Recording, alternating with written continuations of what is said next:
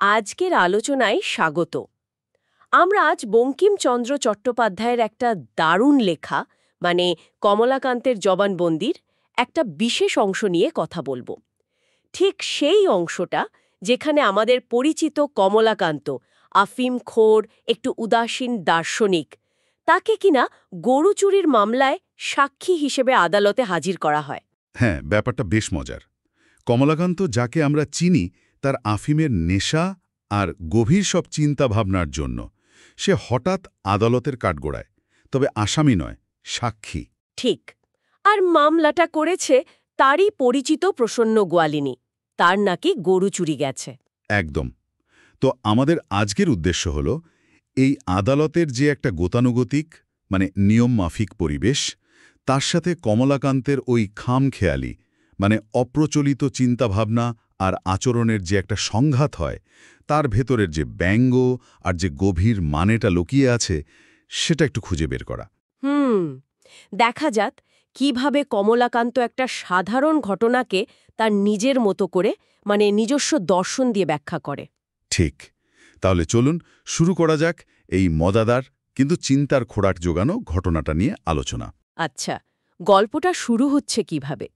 কথক দেখছেন কমলাকান্ত ফৌজদারি আদালতের বাইরে একটা গাছতলায় বসে তামাকু সেবন করছে। হ্যাঁ, আর কথক প্রথমে ভাবছেন কি যে কমলাকান্ত বোধহয় আফিম চুরি করে ধরা পড়েছে। হা তাই তো। কিন্তু পরে জানা গেল না, সে সাক্ষী, প্রসন্ন গোয়ালিনীর গরু চুরির সাক্ষী। হ্যাঁ, তারপর যখন তাকে ওই সাক্ষীর কাঠগড়ায় তোলা হলো, সে নাকি হাসতে শুরু করে। হ্যাঁ, আর চাপরাশি যখন ধমক দেয়, সে কাঠঘোড়াটা দেখিয়ে কি বলে? বলে, বাবা কার খেতে ধান খেয়েছে যে আমাকে এর ভিতর পুড়িয়েলে। ভাবা যায়, কাঠঘোড়াটাকে সে গরুর খোয়ারের সাথে তুলনা করছে। আদালতের পরিবেশের সাথে তার চিন্তার প্রথম ধাক্কাটা এখানে। ঠিক। আর সংঘাতটা আরও বাড়ে যখন শপথ পড়ানোর চেষ্টা করা হয়, তাই না? একদম। মুহুরী যখন তাকে শপথ পড়াতে যায়, আমি পরমেশ্বরকে প্রত্যক্ষ জানিয়া, কমলাকান্ত সঙ্গে সঙ্গে আপত্তি করে। তার যুক্তিটাও কিন্তু খুব সরল।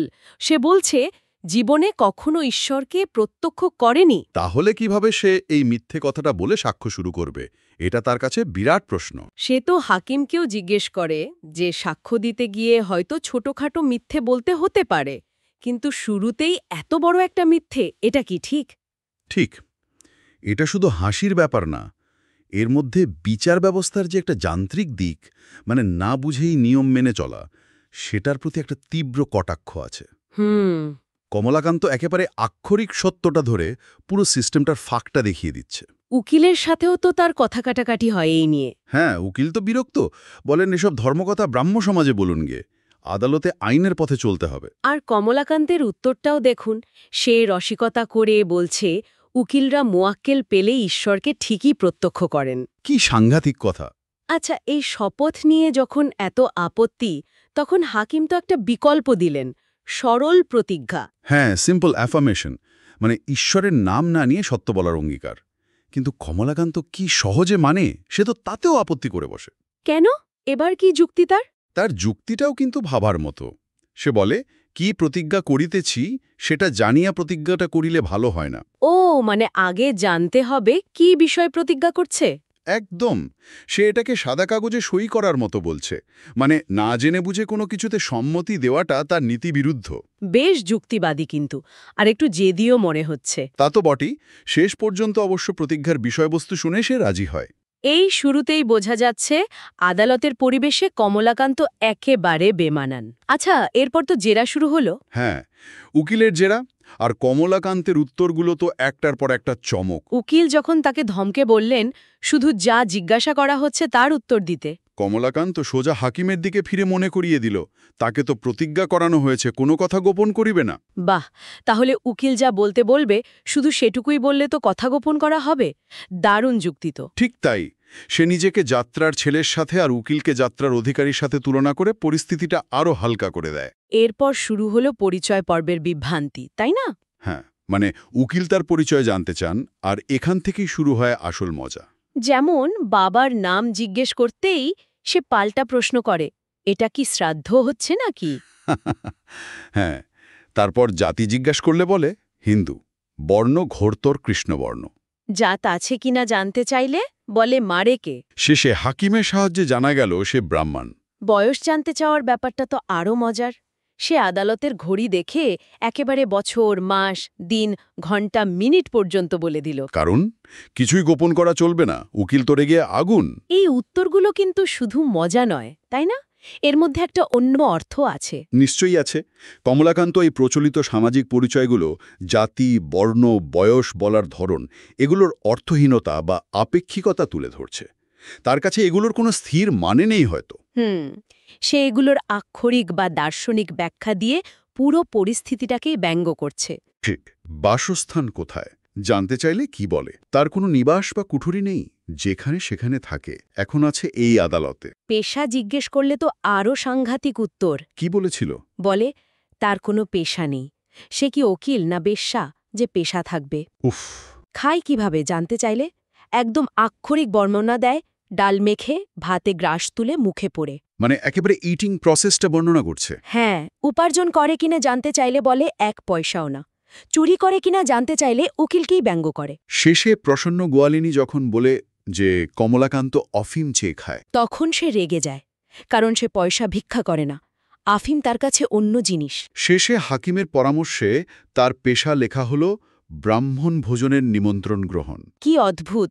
অথচ হয়তো এটাই সবচেয়ে যথাযথ বর্ণনা তার জীবনযাপনের। একদম। আচ্ছা, এই পরিচয় পর্বের পর এলো মামলার মূল বিষয়, গরু। প্রচন্নকে চেনে কিনা জিজ্ঞেস করায় সে কি বলল? প্রথমে তো অস্বীকার করে, কিন্তু তারপরই বলে প্রসন্নর জল মেশানো দুধ আর পাতলা দই সে খুব ভালো চেনে। হা হা, আর গরুর সাথে তার সম্পর্ক? সে নাকি প্রসন্ন নয়, তার গায়ের পোষ্যপুত্র। পোষ্যপুত্র মানে গরুটাই তাকে পোষে। হ্যাঁ, দুধ খাইয়ে।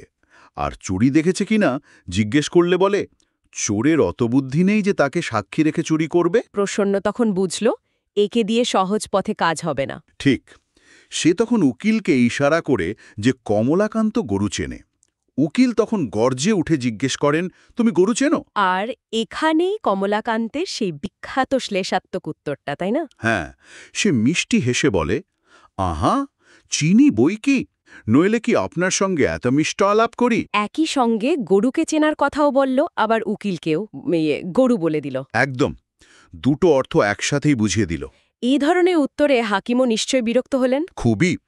তিনি যখন নির্দিষ্ট শ্যামলা গাইটাকে চিনতে বললেন, কমলাকান্ত গরুর দিকে না তাকিয়ে উকিলের কালো সামলার দিকে তাকিয়ে প্রশ্ন করল, এ সামলাও চুরির নাকি? ব্যাস, আর যায় কোথায়। এরপরেই আদালত অবমাননার ঘটনাটা ঘটল। হ্যাঁ, হাকিম রেগে গিয়ে কমলাকান্তকে আদালতের কাজে বাধা দেওয়ার জন্য, মানে কন্টেম্পট অফ কোর্টের দায়ে 5 টাকা জরিমানা করলেন। জরিমানা শুনে কমলাকান্তের প্রতিক্রিয়াটা কি ছিল? সেটাও দেখার মতো। সে খুব বিনীতভাবে জানতে চাইল জরিমানাটা কিভাবে আদায় করা হবে। মানে তার তো পয়সা নেই, ইহলোকে আদায় সম্ভব নয়, তাই আদায়কারী পরলোকে যেতে প্রস্তুত কিনা। সর্বনাশ! শুধু তাই নয়, জরিমানা না দিলে যে 1 মাস জেল হবে শুনে সে নাকি আরও খুশি। হ্যাঁ, সে উল্টে জিজ্ঞেস করে 2 মাস হয় কিনা। কারণ আজকাল ব্রাহ্মণ ভোজনের নিমন্ত্রণ কমে গেছে, জেলে অন্তত 2 মাস ঠিকমতো খাওয়া জুটবে। এর মধ্যে তার উদাসীনতা, দারিদ্র্য, আবার সমাজ ব্যবস্থার প্রতি কটাক্ষ সব মিশে আছে। ঠিক। হাকিমও বুঝলেন একে শাস্তি দিয়ে লাভ নেই, তাই বললেন ঠিকমতো সাক্ষ্য দিলে জরিমানা মাফ। আচ্ছা, এরপর তাহলে কমলাকান্ত সাক্ষ্য দিতে রাজি হল। হ্যাঁ, কিন্তু পরিস্থিতিটা একটা নতুন দিকে মোড় নিল। কনস্টেবল যখন গরুটা দেখিয়ে শনাক্ত করতে বলল, সে চিনতে পারল। হ্যাঁ, চিনল, কিন্তু তারপরই দাবি করে বসল গরুটা আসলে তার নিজের। হ্যাঁ, নিজের? কেন? তার যুক্তিটা অদ্ভুত কিন্তু গভীর। সে বলছে ওই গরুর দুধ, দই, ছানা, মাখন সব সে খেয়েছে, তাই গরুটা তারই। প্রসন্ন যে পালন করেছে তার দাম নেই? কমলাকান্তের মতে না, প্রসন্ন শুধু পালন করেছে বলে মালিক হতে পারে না। এটা হলো ভোগের অধিকার বনাম পালনের অধিকার। ইন্টারেস্টিং। মানে যে ভোগ করে সেই মালিক। হ্যাঁ, যে বস্তুর উপযোগিতা ভোগ করে সেই তার আসল মালিক। শুধু সত্ত্বাধিকারী বা পালনকারী নয়। সে ব্যাংকের টাকারও উদাহরণ দেয়। টাকা যেমন আমানতকারীর, গরুও তেমন তারই যে তার দুধ খায়। এই যুক্তির পর তো বাদীপক্ষের উকিল রেগে গেলেন নিশ্চয়ই। অবশ্যই। তিনি কমলাকান্তকে হস্টাইল উইটনেস বা বিরুদ্ধ সাক্ষী ঘোষণা করলেন। মানে যে সাক্ষী নিজের পক্ষেরই বিরুদ্ধে কথা বলছে। তারপর তাকে পাল্টা জিরা বা ক্রস এক্সামিন করার অনুমতি চাইলেন। হ্যাঁ, আর কমলাকান্ত তাতেও রসিকতা করে। ক্রস করা মানে কি নৌকায় পার করা নাকি সাঁকো বেঁধে? নিজেকে কমলাকান্ত সাগর বলছে আর উকিলকে হনুমান। হ্যাঁ, বলছে এ সাগর পার হওয়া তার সাধ্য নয়। উকিল শেষ পর্যন্ত হতাশ হয়ে তাকে বাতুল বা পাগল বলে অব্যাহতি চাইলেন। কিন্তু প্রসন্ন তো ছাড়ল না। না, প্রসন্ন গোয়ালিনী চালাক। সে কমলাকান্তের দুর্বলতা জানে, আফিমের নেশার সময় হয়েছে। ও, সেটাকেই টোপ হিসেবে ব্যবহার করল। হ্যাঁ, সে নিজেই প্রশ্ন করার অনুমতি চাইল। হাকিমও কৌতূহলী হয়ে অনুমতি দিলেন। প্রসন্ন প্রথমে নেশার সময়ের কথা মনে করিয়ে দিয়ে তাকে একটু বাগে আনার চেষ্টা করল। প্রসন্নর প্রশ্নের উত্তরে কমলাকান্ত মালিকানার আরও কিছু অদ্ভুত ব্যাখ্যা দিল মনে হয়। হ্যাঁ, সে বলল গরু নাকি প্রথমে গুরু মহাশয়ের, মানে শিক্ষাদাতা অর্থে, মধ্যবয়সে স্ত্রীলোকের, মানে পরিচর্যা অর্থে, আর শেষ বয়সে উত্তরাধিকারীর। আর দড়ি ছিঁড়লে? দড়ি ছিঁড়লে কারণ নয়, আর এই শ্যামলা গাইটি তার, কারণ সেই এর দুধ খায়। প্রসন্ন তো শুধু বেঁচেছে, খায়নি। এই তর্কের শেষ কোথায়? শেষ পর্যন্ত প্রসন্নর জেরার ফলেই হাকিম নিশ্চিত হলেন যে গরুটা প্রসন্নর গোয়ালেই থাকে, সেই খাওয়ায় এবং দুধও সেই বিক্রি করে। এতে বাদীপক্ষের উকিল খুশি হলেন। এরপর আসামি পক্ষের উকিল এলেন। হ্যাঁ, ক্রস এক্সামিন করতে। কমলাকান্ত তাকেও ছাড়ল না।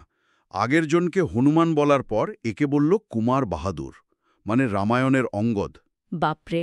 আসামি পক্ষের উকিলকে জিজ্ঞেস করলেন। তিনি জিজ্ঞেস করলেন গরু কিসে চেনেন? কমলাকান্তের উত্তর, কখন শিঙে কখন সামলায়। আবার সেই সামলা, আশ্লেষ। একদম। শেষে উকিল ধমক দিয়ে জানতে চাইলেন কিভাবে গরুকে চেনে। তার ফাইনাল উত্তর, ওই হাম্বারবে, মানে গরুর ডাক শুনে। বলাই বাহুল্য, আসামি পক্ষের উকিলও হাল ছেড়ে দিলেন। হ্যাঁ, হতাশ হয়ে বসে পড়লেন। এই পুরো আদালত পর্বটা কমলাকান্তের চরিত্র আর তার দর্শনের একটা অসাধারণ ছবি তুলে ধরে। সে প্রচলিত নিয়ম কানুন, সামাজিক রীতিনীতি, এমনকি ভাষার মানেগুলোকেও চ্যালেঞ্জ করছে। ঠিক, তার কাছে সত্য, মালিকানা, এগুলোর ধারণা অনেক বেশি আপেক্ষিক, অনেক বেশি অভিজ্ঞতা নির্ভর। আচ্ছা, আদালত থেকে ছাড়া পাওয়ার পর কি হলো? বাইরে এসে কমলাকান্ত কিন্তু প্রসন্নকে তিরস্কার করতে লাগল। কেন? সে প্রসন্নকে দিব্যি দিয়ে বলল যে গরু চুরি করেছে, তাকে যেন গরুটা ছেড়ে দেওয়া হয়। প্রসন্ন তো অবাক। এর আবার কি যুক্তি? সে এক প্রাচীন কাহিনী আর ভীষ্মদেবের হিন্দু লয়ের কথা বলল। তার মতে ধেনু বা গরুর দুধ যে পান করে, সে মালিক হোক বা চোর, সেই তার আসল অধিকারী। শুধু তাই নয়, এটাকে সে ইউরোপের ইন্টারন্যাশনাল ল আর রাইট অফ কনকোয়েস্টের সাথেও তুলনা করল। হ্যাঁ, আন্তর্জাতিক আইন আর জয়ের অধিকার। তার প্রশ্নটা খুব মারাত্মক। কি প্রশ্ন?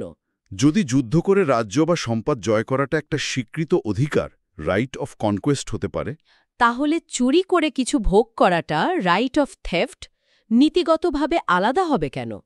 দুটোতেই তো জোর করে বা কৌশলে অন্যের জিনিস নেওয়া হচ্ছে। ঠিক। কমলাকান্ত এখানে ক্ষমতা আর অধিকারের প্রচলিত ধারণাকেই চ্যালেঞ্জ জানাচ্ছে। তার মতে পৃথিবী হোক বা ধেনু, দুটোই তস্করভোগ্যা। মানে শক্তিমান বা চোরের দ্বারা ভোগ্য। হ্যাঁ, ইতিহাস নাকি এরই সাক্ষ্য দেয়। তাই সে প্রসন্নকে বাস্তববাদী হতে বলছে, ঐতিহাসিক রাজনীতি অনুসরণ করে চোরকে গরু ছেড়ে দিতে বলছে। এই কথা শুনে তো কথকও ভাবলেন কমলাকান্ত সত্যিই ক্ষেপে গেছে। সেটাই স্বাভাবিক মনে হওয়া। তাহলে দেখুন, কমলাকান্তের এই আদালতের অভিজ্ঞতাটা শুধু একটা হাসির গল্প নয়। মোটেই না। এর মাধ্যমে বঙ্কিমচন্দ্র আইন, সমাজ, মালিকানা, সত্যের ধারণা, এই সব কিছু নিয়ে খুব গভীর প্রশ্ন তুলেছেন। ঠিক। কমলাকান্তের আপাত পাগলামির আড়ালে একটা তীক্ষ্ণ সমাজ সমালোচনা আর একটা অন্যরকম জীবন দর্শন লুকিয়ে আছে। আইন যেখানে তথ্য, প্রমাণ, পদ্ধতির ওপর দাঁড়িয়ে, কমলাকান্ত সেখানে নিজস্ব যুক্তি, অভিজ্ঞতা আর দর্শন দিয়ে একটা আলাদা জগৎ তৈরি করছে। সে প্রচলিত ব্যবস্থার সীমাবদ্ধতা, তার ফাঁকগুলো চোখে আঙুল দিয়ে দেখাচ্ছে। আজকের এই আলোচনা থেকে একটা প্রশ্ন কিন্তু মনে ঘুরপাক খাচ্ছে। কি বলুন তো? কমলাকান্ত যাকে তস্করের অধিকার বা ভোগের অধিকার বলছে, সেটা কি শুধুই একজন আফিমখোরের উদ্ভট কল্পনা, নাকি আমাদের এই যে প্রচলিত সম্পদ আর অধিকার বণ্টনের ধারণা, তার প্রতি একটা গুরুতর প্রশ্ন? এটা একটা দারুণ প্রশ্ন। কমলাকান্তের যুক্তি যদি আমরা অনুসরণ করি যে ভোগ করে সেই মালিক, তাহলে আজকের পৃথিবীতে সম্পদ, ক্ষমতা, অধিকার এগুলোর বণ্টনের দিকে তাকালে এই ভাবনাটা কতটা প্রাসঙ্গিক বা অপ্রাসঙ্গিক মনে হয়? এটা কি শুধু ব্যক্তিগত স্তরের দর্শন, নাকি এর কোনো বৃহত্তর সামাজিক বা রাজনৈতিক তাৎপর্যও থাকতে পারে? এই চিন্তাটাই হয়তো কমলাকান্ত আমাদের জন্য রেখে গেছে।